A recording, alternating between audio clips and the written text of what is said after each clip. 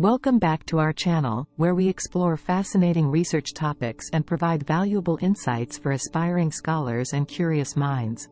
In today's video, we're delving deep into the complex world of sustainable water resource management within the Israel-Palestine conflict. We will be unraveling the challenges and opportunities while understanding the significance of this research topic. Additionally, we'll guide you through the essential chapters of a research paper, using real-world examples and practical advice. Let's dive in. Importance of the research topic. The research topic is critically important as it addresses the pressing issue of sustainable water resource management in a region marred by conflict, affecting millions of people's access to a basic necessity. It highlights the intersection of political, environmental, and humanitarian concerns, making it a multifaceted problem with far-reaching implications. Finding sustainable solutions in the Israel-Palestine conflict can not only improve the quality of life for the people in the region but also contribute to peace and stability, setting a precedent for resolving similar issues worldwide. Real-world examples. To understand the gravity of the issue, consider the case of the Gaza Strip, where the population heavily relies on the coastal aquifer for their water supply. Years of over-extraction, contamination, and inadequate infrastructure due to political tensions have led to a severe water crisis. The daily struggles of families in Gaza to secure clean water highlight the dire need for sustainable management in conflict-ridden areas. In contrast, there's the successful story of the Jordan River Basin, shared by Israel, Jordan, and Palestine. Through international cooperation, the parties have managed to overcome historical disputes and jointly implement water-sharing agreements. This example demonstrates that with the right strategies and political will, sustainable water resource management is achievable, offering hope for resolving similar conflicts globally. Chapter 1, Introduction.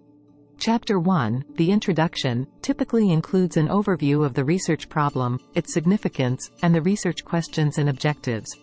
It sets the stage for the entire research, providing context and motivation for the study. Research problem. To kick off our research, let's talk about the critical elements of Chapter 1, Introduction. First and foremost, every research paper starts with a research problem.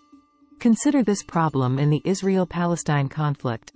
How can sustainable water resource management be achieved amidst political tensions and limited resources? Research significance. The research significance explains why your study matters. For example, by solving this problem, we can improve the quality of life for millions of people and contribute to regional stability and cooperation. Research questions. What are the major challenges faced in implementing sustainable water resource management in the Israel-Palestine conflict? What opportunities exist for collaboration and sustainable practices in water management between the conflicting parties? How can successful water resource management contribute to overall peace-building efforts in the region?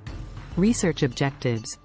To identify the key challenges hindering sustainable water management in the Israel-Palestine conflict. To explore potential collaborative strategies for effective water resource management. To analyze the impact of improved water management on regional peace-building efforts. Additionally, the research rationale could focus on filling the existing knowledge gaps and providing practical solutions to a pressing global issue. Research rationale. The research rationale explains why you're studying this. For instance, this research is motivated by the pressing need to find a peaceful, sustainable resolution to the water crisis in the Israel-Palestine conflict. Water scarcity exacerbates tensions, and addressing this issue is vital for regional stability. Chapter 2, Literature Review. Chapter 2, the Literature Review, involves a comprehensive review of existing literature related to the research topic, discussing key theories, models, and prior research findings. It also identifies gaps in the literature that the current research aims to address, providing a foundation for the study's theoretical framework. Suitable subtopics. Suitable subtopics for this research might include historical water conflicts, international water law, sustainable water management practices, and geopolitical influences on water resources.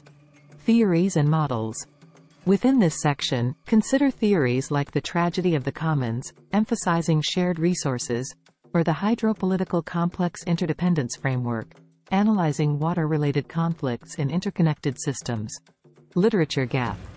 When drafting your literature review, it's essential to identify gaps. For instance, previous studies might have discussed the challenges but not proposed applicable solutions.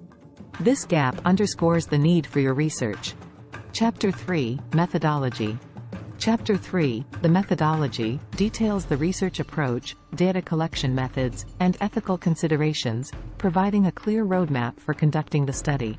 It also outlines the chosen research philosophy, approach, strategy, data analysis methods, and acknowledges the study's limitations and delimitations. Conceptual framework. Your conceptual framework might include 3 independent variables, such as water availability, political cooperation, and community engagement, leading to a dependent variable, sustainable water management outcomes. Research philosophy.